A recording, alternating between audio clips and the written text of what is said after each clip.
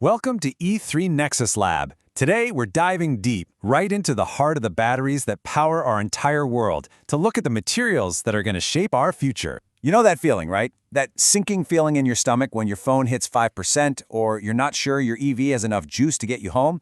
It's this universal stress we all deal with now. And there is a massive, global scientific quest happening right now to solve it for good. And believe it or not, the biggest roadblock, the main thing holding us back from having a battery that's more powerful, lasts longer, and charges way faster, it often comes down to this one tiny component, the anode. So if we want to build a better battery, we have to build a better anode. So what in the world is an anode? Well, the easiest way to think about it is like a parking garage. When you charge your phone, you're basically forcing lithium ions to go park themselves inside the anode. And the material we use to build this little garage, well, that determines pretty much everything. How many ions can we cram in there? How fast can they get in and out? And how long will the garage even stay standing? It all comes down to the anode material. Okay, so let's jump into this quest for the perfect anode. We're going to start with the current champion, then look at the powerhouse contenders trying to take the crown. We'll explore some pretty wild new chemistries and designs, and then we'll see what major challenges are still ahead. Our journey has to start with the reigning champ, the material that's probably powering the device you're watching this on right now, graphite. And look, graphite is king for a reason. It's super stable, it barely swells up when you stuff it full of lithium, and it's incredibly efficient. Almost no energy gets wasted. But here's the catch. Its capacity is fundamentally limited. That parking garage we talked about, it's basically full.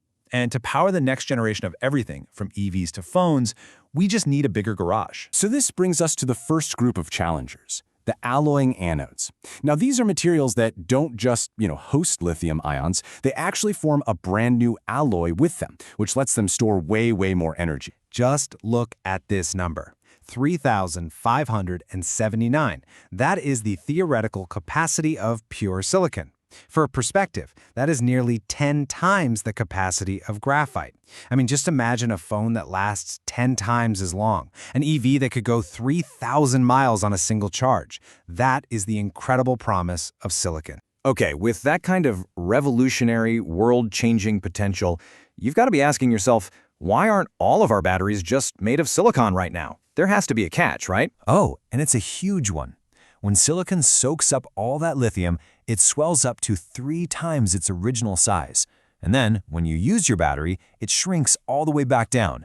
Imagine doing that over and over. This constant, massive expansion and contraction literally tears the anode apart. It pulverizes it into useless dust, and the battery dies fast. Now, researchers figured out that if you shrink the silicon particles down to be incredibly tiny, we're talking less than 150 nanometers, they can actually handle the swelling. Silicon's cousin, germanium, is even better. It expands nice and evenly without cracking and just performs beautifully. The only problem? It is ridiculously expensive, just not practical for mass production. So what this table really tells is a story of trade-offs. It's a classic engineering problem. You've got silicon with the highest capacity, but it destroys itself. You've got germanium, which is much more stable, but it costs a fortune. And then there's tin, which packs a lot in, but it's brittle and just fractures. Every single one of these powerhouse contenders has a fatal flaw that scientists have to figure out how to engineer around. All right, let's shift gears and look at another class of materials to play a totally different game. Instead of just parking lithium, these things, they transform.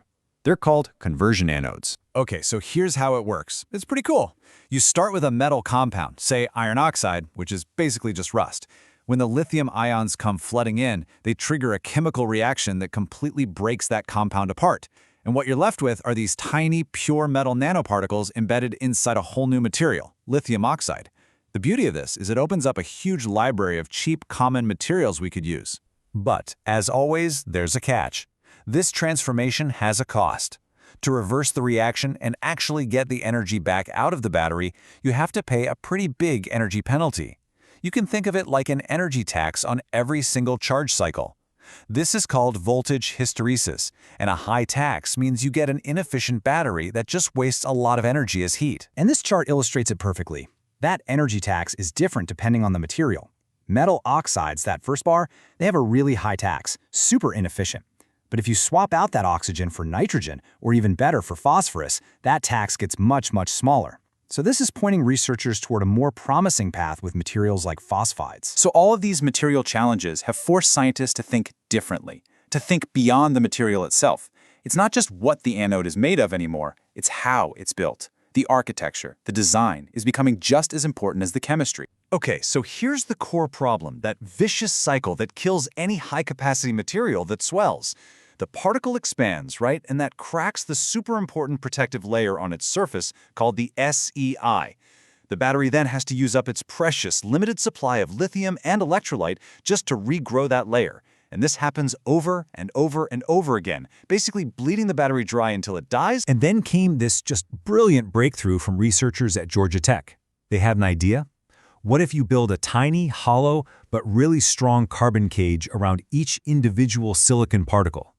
The cage is porous, so lithium can still get in and out, but it's rigid enough to contain all that swelling. It forces a silicon to expand inward into the empty space. The outside of the cage never changes size, the protective SEI layer never cracks, and that vicious cycle is broken. Just brilliant. And this whole idea of focusing on architecture is leading to some truly mind-bending concepts. Imagine a battery that is also the chassis of your car, or the wing of an airplane. It's providing energy and structural support, saving an incredible amount of weight. By building anodes on things like strong carbon nanotube fabrics, we can create this kind of multifunctional energy storage. This is where we go beyond just making a better battery and start to fundamentally redesign our technology. So, with all these amazing materials and incredible new architectures in the race, what are the final hurdles? What do we need to clear before these things actually make it out of the lab and into our lives? Because at the end of the day, a great result in the lab is just step one. For any of these technologies to end up in your phone or your car, they have to check all of these boxes. They have to be insanely efficient. They have to be cheap. You have to be able to make tons of them. And most importantly, they have to be completely, totally, rock-solid safe. Solving the science is one thing, but solving the engineering and the economics, that's the final frontier. But even with these huge challenges, the pace of innovation here is just incredible. As the authors of the paper we've been looking at conclude, the rapid developments are really encouraging, and they suggest a very bright future for this research. So, the quest for that perfect anode, it's not going to be about finding one single magic material. It's going to be a combination of clever chemistry, amazing nanoscale engineering, and brilliant architecture. And the winning solution, whatever it turns out to be, is going to completely redefine our relationship with energy and absolutely shape the technology of tomorrow.